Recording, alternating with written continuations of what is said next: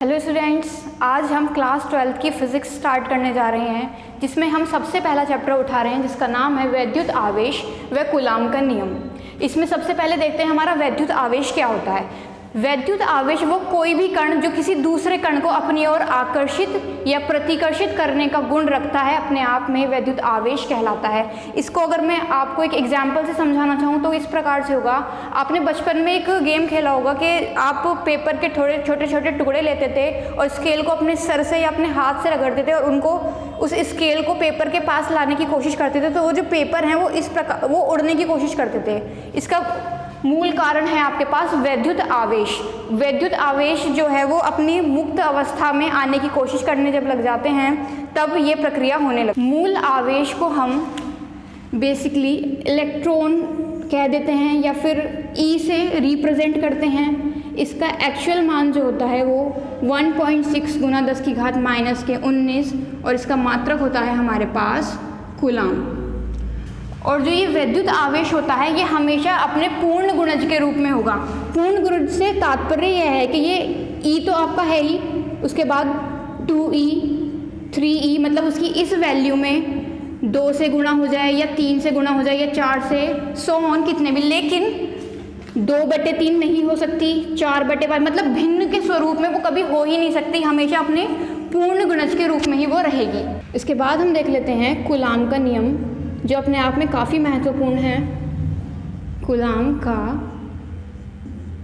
नियम, अगर इसका फॉर्मूला देखा जाए तो कुछ इस प्रकार से होगा, F proportional to Q1 Q2 बटे R²। जो अनुक्रमानुपाती का साइन हटाने के लिए हमेशा हमें एक कांस्टेंट या एक नियतांक की आवश्यकता होती है, जो है 1/4 पाई एप्सिलॉन नॉट K, और उसके बाद पूरी टर्म को आप ऐसे ही लिख देंगे Q1 Q2 बटे R²। ये हमारा फाइनल फॉर्मूला हमारे पास आ गया है।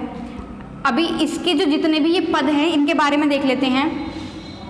1/4 पाई एप्सिलॉन नॉट K आपका कांस्टेंट है या फिर नियतांक है। इसमें जो ये एप्सिलॉन नॉट है ये है आपकी वैद्युतशीलता। वैद्युतशीलता इसमें ये जो K है आपका परावैद्युतांक। परावैद्युतांक का मान हर माध्यम के लिए अलग अलग हो सकता है, लेकिन वायु या फिर निर्वात के लिए ये हमेशा 1 रहता है।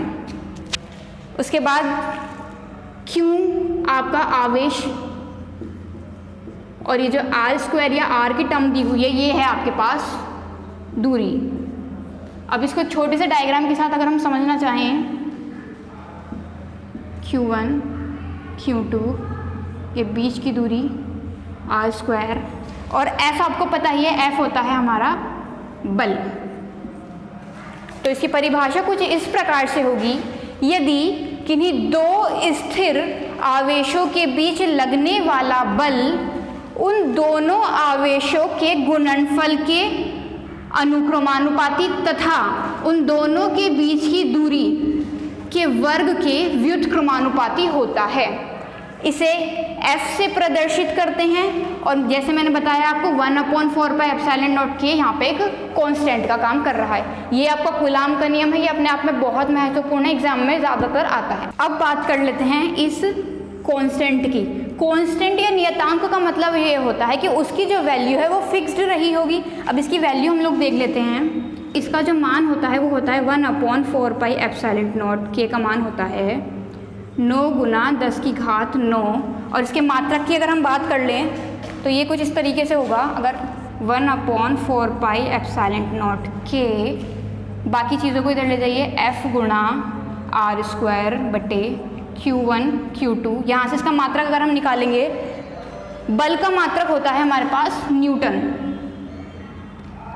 न्यूटन, और ये है आपकी दूरी को हमेशा मीटर में नापते हैं, तो मीटर स्क्वायर बटे में एक कूलाम ये रहा और एक कूलाम ये रहा और दोनों हैं गुणा में, तो ये हो जाएगा आपका कूलाम स्क्वायर। तो ये आपका इस नियतांक का मान हो गया। अब इस टर्म में के का मान तो माध्यम पर निर्भर कर रहा है। अब यहाँ से लेते हैं इस एप्सिलॉन नॉट का मान किस प्रकार से होगा। तो अगर हमें एप्सिलॉन नॉट का मान निकालना है तो सिर्फ इसको इधर ले जाइए और बाकी सारी वैल्यूज़ को इधर ले आइए।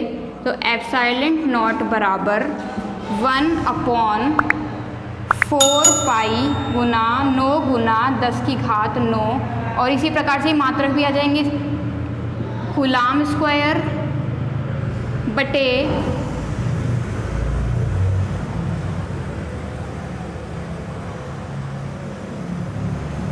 कूलाम स्क्वायर बटे न्यूटन गुणा मीटर स्क्वायर। अब एप्सिलॉन नॉट का मान हो जाएगा आपका 8.854 गुना 10 की घात -12 कूलाम स्क्वायर बटे न्यूटन गुना मीटर स्क्वायर। इनका इस्तेमाल हम न्यूमेरिकल्स में करेंगे। इसके बाद देख लेते हैं परावैद्युतांक जिसे हम के से प्रदर्शित कर रहे हैं, उसकी परिभाषा किस प्रकार से हम लिखेंगे। तो ये जो संबंध आता है ये आता है एप्सिलॉन बराबर के गुणा एप्सिलॉन नॉट। अब यहाँ पे 2 बार एप्सिलॉन आया हुआ है। ये तो किसी निश्चित माध्यम के लिए है, वो माध्यम कुछ भी हो सकता है, जैसे पारा हो सकता है आपका, कोई भी जलीय विलयन हो सकता है इस तरीके से। और ये तो आपको पता ही है कि हमारा परावैद्युतांक है। और ये जो एप्सिलॉन नॉट है, जिस भी टर्म के नीचे आपका नॉट लग जाए वो समझ लीजिए वो या तो वो वायु के लिए है या फिर वो निर्यात के लिए है। तो ये आपकी निर्यात या फिर वायु की वैद्युतशीलता है, ये किसी माध्यम की वैद्युतशीलता है। हमें निकालना है मान परावैद्युतांक का, तो ये आपका हो जाएगा एप्सिलॉन बटे एप्सिलॉन नॉट। तो इसकी परिभाषा कुछ इस प्रकार से होगी, यदि किसी माध्यम की वैद्युतशीलता तथा निर्वात की वैद्युतशीलता के अनुपात हो जाए तो उसे हम परावैद्युतांक कहते हैं। तो यहाँ इनकी टर्म्स लिख लेते हैं। एप्सिलॉन होती है माध्यम की वैद्युतशीलता तथा एप्सिलॉन नॉट होता है हमारा निर्वात या फिर वायु की वैद्युतशीलता। I think all clear. इससे रिलेटेड एक अगर क्वेश्चन करना चाहें, मान लीजिए क्वेश्चन है अभ्रक माध्यम का परावैद्युतांक 7 है, अर्थ बताइए कि इस चीज़ का अर्थ क्या है। तो आइए देख लेते हैं। इस वाले फॉर्मूले में आप इसको पुट कीजिए, इस वाले फॉर्मूले में इसको हम पुट करेंगे। तो एप्सिलॉन बराबर के का मान क्या है, यहाँ पे के बराबर दिया हुआ है 7 इंटू एप्सिलॉन नॉट। तो इसका मतलब ये होगा कि जो अभ्रक माध्यम है उसकी वैद्युतशीलता निर्वात की वैद्युतशीलता से 7 गुनी है। इसके बाद देख लेते हैं कुछ वैद्युत बल और गुरुत्वाकर्षण बल के में अंतर क्या होता है। देखिए वैद्युत बल जो होता है वो हमेशा आवेशों के बीच कार्य करता है। वैद्युत बल हमेशा आवेशों के बीच कार्य करेगा, जबकि जो गुरुत्वाकर्षण बल है वो द्रव्यमानों के बीच कार्य करेगा। सेकंड पॉइंट अगर देखें, जो वैद्युत बल होता है वो अधिक प्रभावशाली होता है गुरुत्वाकर्षण की तुलना में। मतलब जो गुरुत्वाकर्षण बल है वो वैद्युत बल से कम है और जो वैद्युत बल है वो आपका गुरुत्वाकर्षण बल से अधिक शक्तिशाली होता है। जो वैद्युत बल है उसके लिए माध्यम की बड़ी इंपॉर्टेंस होती है। माध्यम बदलने पे इस बल का मान कम या ज़्यादा हो सकता है, लेकिन जो गुरुत्वाकर्षण बल है ये माध्यम पर डिपेंड नहीं करता, माध्यम पर डिपेंड नहीं करता। उसके बाद देख लेते हैं हम जो वैद्युत बल है, क्योंकि ये आवेशों पर निर्भर करता है और आवेश आपके 2 प्रकार के हो सकते हैं, धनावेश भी हो सकता है और ऋणावेश भी हो सकता है। इसलिए ये जो आपका वैद्युत बल है ये आकर्षण का भी हो सकता है और प्रतिकर्षण का भी हो सकता है। लेकिन जो गुरुत्वाकर्षण बल है, देखिए इसमें इस शब्द में ही आकर्षण शब्द आया हुआ है, आप यहाँ से याद रख सकते हैं। तो जो आपका गुरुत्वाकर्षण बल है वो केवल आकर्षण का ही बल होता है, केवल आकर्षण बल ही होता है। इसको एक एग्जाम्पल से आप ऐसे समझें, यदि आप किसी चीज़ को ऊर्ध्वाधर ऊपर की ओर फेंकें तो वो कुछ समय बाद निश्चित ही रूप से नीचे आकर गिर जाएगी, जिससे ये सिद्ध होता है कि जो गुरुत्वाकर्षण बल है वो केवल आकर्षण का ही बल होता है। उसके बाद देख लेते हैं हम कि जो हमारी बल रेखाएं होती हैं उनमें किस प्रकार की प्रॉपर्टीज़ होती हैं। सबसे पहली बात, जो आपकी बल रेखाएं होती हैं वो हमेशा इस प्रकार से प्रतीत होंगी कि वो जो धनात्मक है उससे दूर जाती हुई प्रतीत होती हैं, धनात्मक से दूर जाती हुई प्रतीत होती हैं।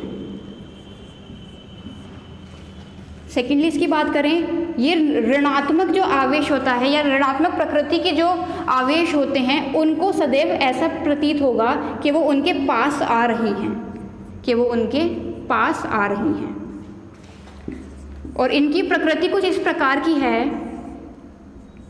ये हमेशा धनात्मक से शुरू होकर ऋणात्मक पर समाप्त हो जाएंगी। ऐसा नहीं होगा कि धनात्मक से शुरू हुई ऋणात्मक तक पहुंची और दोबारा धनात्मक पर आ गई, ऐसा नहीं होगा। तो ये धनात्मक से शुरू होंगी और ऋणात्मक पर खत्म हो जाएंगी। और बल रेखाओं की सबसे बड़ी क्वालिटी या प्रॉपर्टी ये समझ लीजिए, ये कभी भी एक दूसरे को काटेंगी नहीं। इस तरीके से समझिए, धनात्मक से शुरू ऋणात्मक पे खत्म, धनात्मक से शुरू ऋणात्मक खत्म, लेकिन कभी भी इस प्रकार की रेखाएं नहीं प्राप्त होती हैं। क्योंकि अगर इस प्रकार की रेखाएं प्राप्त होंगी तो आप कभी भी वैद्युत बल की दिशा नहीं ज्ञात कर पाएंगे, क्योंकि जहाँ पर भी ये कटेगी वहाँ पर एक कटान बिंदु लग जाएगा। इस वजह से आप कभी भी इनकी दिशा ज्ञात नहीं कर पाएंगे। तो इनका जो चलने का पैटर्न है वो हमेशा यही रहेगा कि ये कभी भी एक दूसरे को काटेंगी नहीं। अब देख लेते हैं हम वैद्युत क्षेत्र की तीव्रता। सबसे पहले इसका फॉर्मूला देख लेते हैं, इसे कैपिटल ई से प्रदर्शित करते हैं।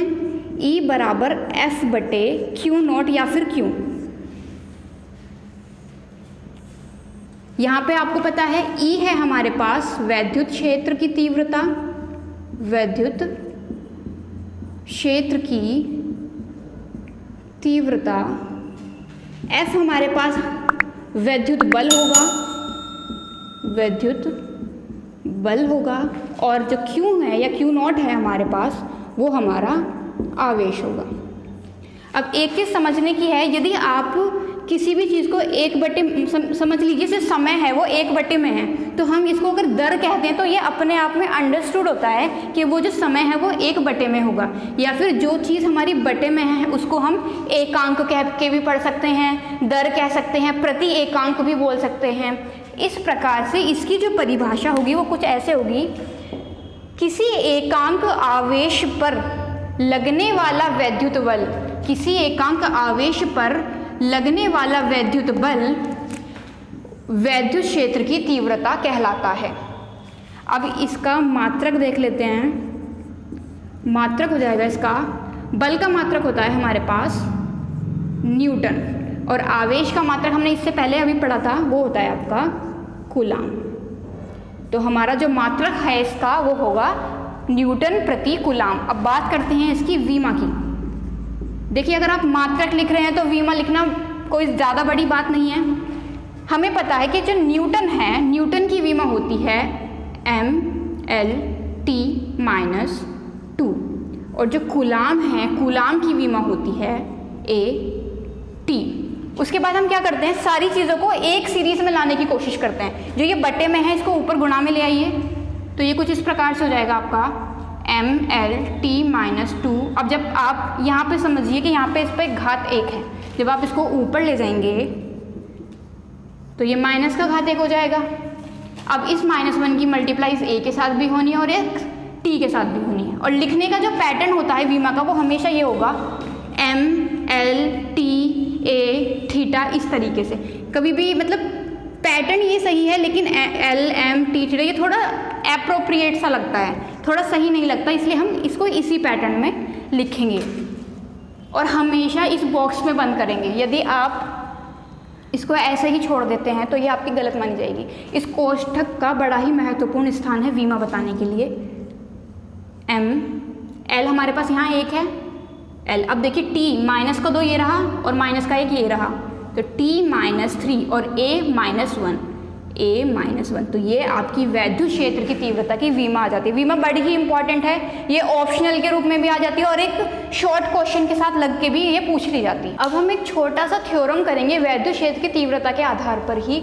इस डेरिवेशन के मदद से आप और भी बड़ी बड़ी डेरिवेशन इसके बाद जो काफ़ी महत्वपूर्ण है उनको करें। तो इसको समझना बहुत महत्वपूर्ण है। देखिए, किसी बिंदु आवेश के कारण वैद्युत क्षेत्र की तीव्रता ज्ञात कीजिए। इससे पहले 2-3 टर्म मैं आपकी क्लियर कर देना चाहती हूँ। हमेशा जब भी हमें किसी भी बिंदु पर कुछ भी ज्ञात करना हो, वैद्युत बल ज्ञात करना हो, वैद्युत क्षेत्र की तीव्रता ज्ञात करनी हो या कोई भी टर्म ज्ञात करनी हो, तो हमेशा हम लोग क्या करते हैं, अपने पास से, इसे मैं क्यू मान लेती हूँ, इसे मैं माइनस क्यू मान लेती हूँ, इसको प्लस का क्यू मान लेती हूँ। मान लीजिए मुझे बिंदुओं पर वैद्युत क्षेत्र की तीव्रता ज्ञात करनी है, तो मैं यहाँ क्या करूँगी, अपने पास से कोई एक धनात्मक परीक्षण आवेश, इसको बोलते हैं धनात्मक परीक्षण आवेश, क्योंकि इस पर मैं एक्सपेरिमेंट कर रही हूँ, मान लेते हैं। और हमेशा ये जो ऑलरेडी गिवन है ये हमेशा फिक्स्ड रहेंगे, ये मूवेबल नहीं होते, ये अपनी जगह पर रहेंगे। और हमेशा जो गतिशील होगा वो ये वाला आवेश होगा, और इसकी गति करने की जो वो होगी वो इस प्रकार से होगी। देखिए, अगर आप दो धनात्मक आवेशों को अपने एक दूसरे के पास लाने की कोशिश करेंगे तो एक दूसरे से दूर भागने की कोशिश करेंगे। मतलब जब आप समान आवेशों को एक साथ लाने की कोशिश करते हैं तो वो हमेशा एक दूसरे को प्रतिकर्षण बल का अनुभव कराते हैं या फिर प्रतिकर्षित करते हैं। वहीं दूसरी ऐसा ये प्लस वाले के साथ हो गई, सेम ऐसा हो जाएगा माइनस आवेशों या ऋणात्मक आवेशों के साथ, क्योंकि ये दोनों माइनस माइनस के हैं तो ये भी एक दूसरे को प्रतिकर्षित करने की प्रवृत्ति रखेंगे। अब बात करते हैं दूसरे पैटर्न की। एक हो गया हमारे पास धनात्मक आवेश और दूसरा हो गया हमारे पास ऋणात्मक आवेश। अब क्योंकि ये दोनों विपरीत प्रकृति के हैं तो एक दूसरे को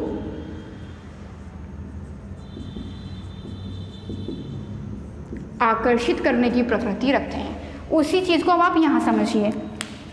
ये हमने लिया है धनात्मक परीक्षण आवेश, हमेशा ही पॉजिटिव वाला लेना है, नेगेटिव कभी नहीं लेना है।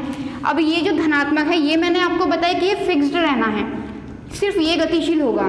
तो अगर इन दोनों, अब क्योंकि ये भी प्लस है और ये भी प्लस है तो दोनों के बीच प्रतिकर्षण का बल लगेगा, तो ये इसको प्रतिकर्षित करेगा, ना कि ये। असर सिर्फ इस पर होना है तो ये इसको उधर की तरफ धकेलने की कोशिश करेगा। अब आ जाइए इस पर, ये धनात्मक परीक्षण आवेश है आपने जो लिया है, ये है आपका ऋण आवेश। एक पॉजिटिव और एक नेगेटिव एक दूसरे को करते हैं आकर्षित, तो ये इसको अपनी तरफ खींचने की कोशिश करेगा। तो ये जो इसकी गति होगी वो कुछ इस प्रकार से होगी। इनका इस्तेमाल न्यूमेरिकल्स में सबसे ज़्यादा करना होता है हमें, तो ये यहाँ पर ही आप समझ के चलेंगे तो ज़्यादा बेनिफिशियल होगा। बाकी आगे भी आपसे डिस्कस कर दिया जाएगा। बिंदु P पर वैद्युत क्षेत्र की तीव्रता।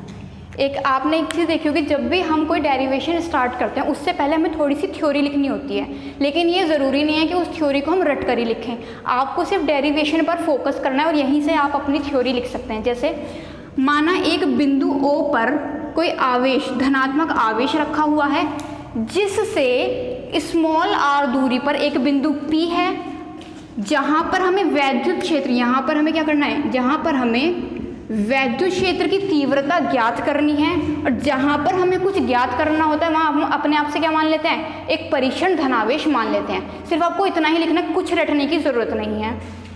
अब आगे देख लेते हैं वैद्युत क्षेत्र की तीव्रता। आपने क्या फॉर्मूला पढ़ा है हमने इससे पहले, E बराबर F/Q0।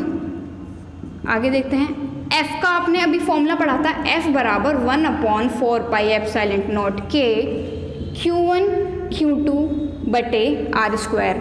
ये हमने जो कूलाम्स लॉ पढ़ा था उसमें हमने बल के लिए ये सूत्र पढ़ा था।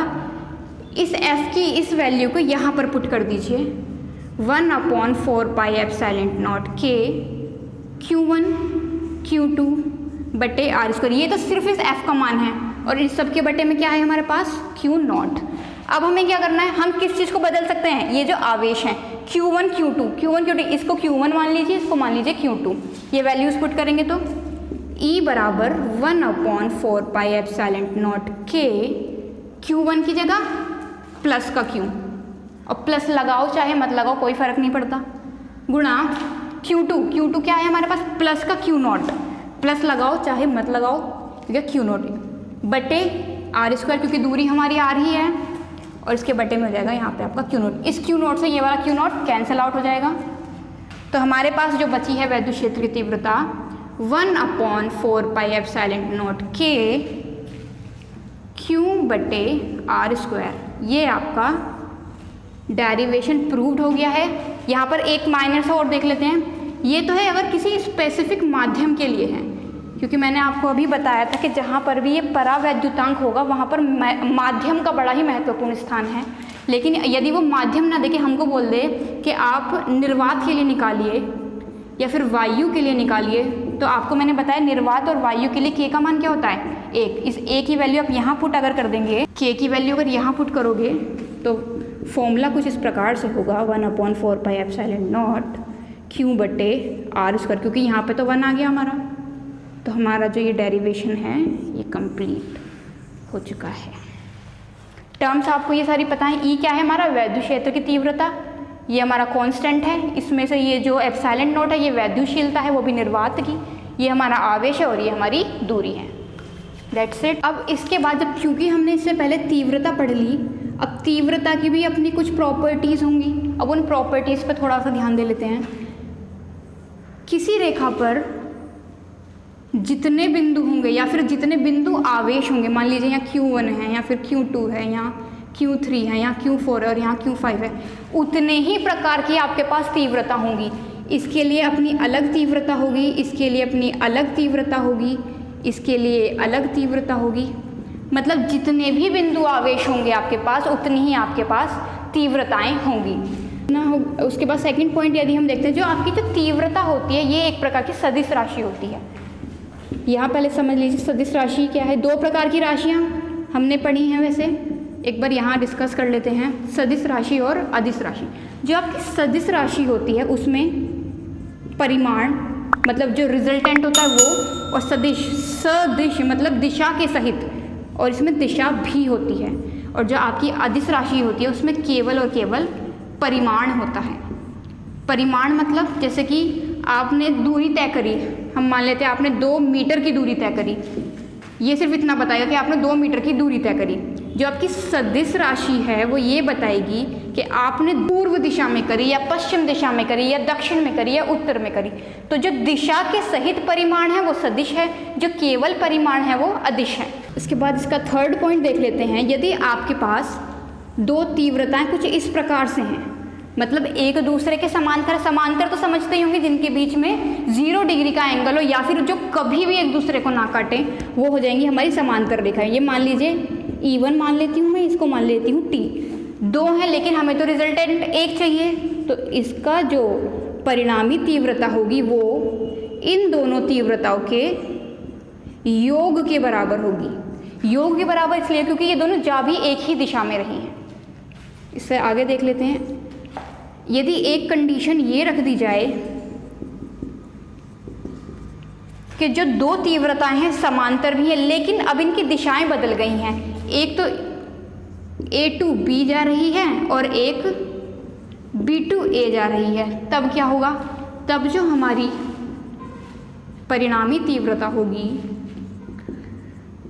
वो इनके अंतर के बराबर होगी। और अंतर देखिए यहाँ पे लिखा है E1 और E2, आपको नहीं पता कि ये कौन सा बड़ा है इनमें से, तो वो हम वैल्यू के हिसाब से देख लेंगे। जो हमारी वैल्यू बड़ी होगी उसमें से छोटी वाली को घटा देंगे, इसलिए हमने इस वाले निशान का इस्तेमाल किया है जो ये प्रदर्शित करता है कि बड़े वाले में से छोटे वाले को हमें घटाना है।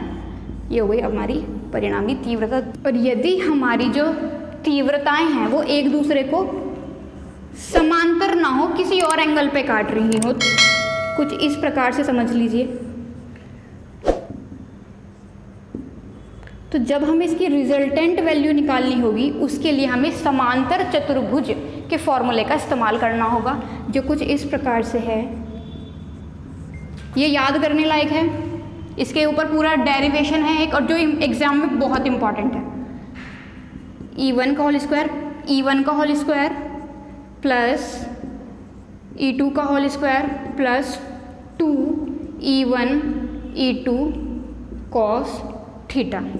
ये आपकी परिणामी तीव्रता उस वक्त की हो गई जब हमारी जो तीव्रताएं हैं वो समांतर क्रम में नहीं हो। और इसका जो थोड़ा सा एक्सप्लेनेशन होगा वो डेरिवेशन के अंदर ही आपको समझ में आ जाएगा। अब देख लेते हैं थोड़ा वैद्युत द्विध्रुव। देखिए द्विध्रुव, द्वि मतलब दो होता है, ध्रुव मतलब क्या होता है, कोई भी चीज़ ले लीजिए, जैसे आपने मैग्नेट देखी होगी, उसमें एक नॉर्थ पोल होता है, एक साउथ पोल होता है, मतलब जितने भी उसके सिरे होते हैं, इस तरीके से समझ लीजिए। अभी तक हमने जितने भी डेरिवेशन या डेफिनेशन पढ़ी है उसमें हमने ये डायग्राम बनाया है, जिसमें हम एक तो लेते हैं धनात्मक आवेश और दूसरा हम ले रहे हैं ऋणात्मक आवेश। यदि दो विपरीत प्रकृति के आवेश लेकिन मात्रा में समान है, देखिए यहाँ पर भी एक ही क्यों है, यहाँ पर भी एक ही क्यों है, लेकिन इनकी प्रकृति विपरीत है कि ये प्लस वाला है और ये माइनस वाला है। जब आप ऐसे दो आवेशों को एक दूसरे से बहुत कम दूरी पर रखते हैं उस चीज़ को हम कह देते हैं हमारा वैद्युत द्विध्रुव। अगर इसको एग्जाम्पल के तरीके से समझना चाहें तो जैसे ये आपका NaCl हो गया या फिर आपका HCl हो गया, अगर आप इसको ब्रेक करें तो ये किस प्रकार से टूटता है, Na पॉजिटिव और Cl नेगेटिव। Na अपने आप में एक है, Cl अपने आप में एक है, ये धनात्मक प्रकृति का है और ये ऋणात्मक प्रकृति का है। इन दोनों को जब आप बहुत करीब ला के रखते हैं तब आपके पास NaCl प्राप्त होता है। तो ये आपका एग्जाम्पल है वैद्युत द्विध्रुव का। इसी प्रकार से हाइड्रोजन और क्लोरीन के लिए अगर करें तो ये H पॉजिटिव है और ये आपका Cl नेगेटिव है। विपरीत प्रकृति के समान आवेश हैं, एक दूसरे से बहुत कम दूरी पर रखे हुए हैं, तो ये भी आपका वैद्युत द्विध्रुव है। अब हम देख लेते हैं वैद्युत द्विध्रुव आघूर्ण। ये अपने आप में बहुत इंपॉर्टेंट है, इससे हम डेरिवेशन भी करेंगे, न्यूमेरिकल्स भी बहुत हैं और ये अपने आप में एक नंबर में एग्जाम में हर साल आता है, बहुत इंपॉर्टेंट है और है भी बहुत आसान। देखिए इसको जो हम प्रदर्शित करते हैं वो करते हैं हम P से, P बराबर Q इंटू 2L इसका फॉर्मूला होगा। अब तक हम क्या कर रहे हैं, फॉर्मूला उठा रहे हैं और डायग्राम उठा रहे हैं, उससे हम अपनी परिभाषा तैयार कर रहे हैं। अब देखिए दोनों आवेशों में से किसी एक आवेश तथा उन दोनों के बीच की दूरी के गुणनफल को वैद्युत द्विध्रुव आघूर्ण कहते हैं। इसे P से प्रदर्शित करते हैं, यह सदिश राशि होती है इस तरीके से। बहुत ही सिंपल है ये। अब इसका मात्रक देख लेते हैं हम। आपको पता है आवेश है, आवेश का मात्रक क्या होता है हमारे पास, कूलाम होता है। लेकिन यहाँ पर इसमें समझने वाली बात क्या है, कुछ बच्चे क्या गलती करते हैं, यहाँ पे सिर्फ L लिख के छोड़ देते हैं, वो सोचते हैं इस 2 का बड़ा कोई महत्व ही नहीं है। सबसे ये जो टर्म है ना ये अपने आप में पूरी है, ये 2L is basic and very important. ये 2L की फॉर्म में ही रखी जानी, कभी भी L की फॉर्म में नहीं रखी, क्योंकि अगर हमें L की ही फॉर्म में रखनी होती तो हम इसको R मान लेते आराम से, हमने 2L क्यों माना। 2L दूरी है अपने आप में, दूरी को हम मीटर में नापते हैं, तो ये हो गया आपका कूलाम गुना मीटर। अब मात्रक निकाल लिया है तो वीमा तो कोई बड़ी बात है नहीं, कूलाम का वीमा 80, मीटर के लिए मीटर लंबाई L लेंथ नाप रहे हैं हम, तो ये हो जाएगा आपका, मैंने आपको सीक्वेंस बताया था M L T A theta इस तरीके से। तो सबसे पहले आप क्या उठाएंगे, L, उसके बाद आप उठाएंगे T और उसके बाद आप उठाएंगे A। तो LTA जो है वो इसकी वीमा हो गई। हमेशा चीज़ों को प्रेजेंट करने का तरीका क्या होना चाहिए, आपने डेफिनेशन लिख दी, साइड में आपका डायग्राम है, बिल्कुल सेंटर में डेफिनेशन के नीचे सेंटर में आपका फॉर्मूला है और उसके नीचे मात्रक और वीमा, और उसके बाद इधर साइड में आप ये बता दें कि Q क्या है हमारे पास, आवेश है, P क्या है हमारे पास, आघूर्ण है। इस तरीके से अगर आप लिखेंगे तो आपके मार्क्स कोई नहीं काट सकता। और जो 2L है यहाँ पर भी अगर आप इसको विशिष्ट रूप दे रहे हैं तो सिर्फ 2L देंगे, L नहीं देंगे। 2L को लिखोगे आप दोनों आवेशों के बीच की दूरी, दोनों आवेशों के बीच की दूरी। दैट्स इट, ये हमारा कंप्लीट हो चुका है। तो स्टूडेंट्स हमारी आज की क्लास यहीं समाप्त होती है और इससे नेक्स्ट जो क्लास हमारी होगी उसमें हम सारे इम्पॉर्टेंट डेरिवेशन जो इस चैप्टर में इंक्लूडेड हैं उन सबको करेंगे। उससे पहले आपको ये सारी टर्म्स पता होनी चाहिए। और यदि आपको इस चैप्टर में या इससे रिलेटेड कोई भी टॉपिक है उसमें आपको कोई भी परेशानी हो रही है तो आप कमेंट सेक्शन में ज़रूर बताएं और हमारे चैनल को लाइक करें, सब्सक्राइब करें और वीडियो को ज़्यादा से ज़्यादा शेयर करें। Thank you.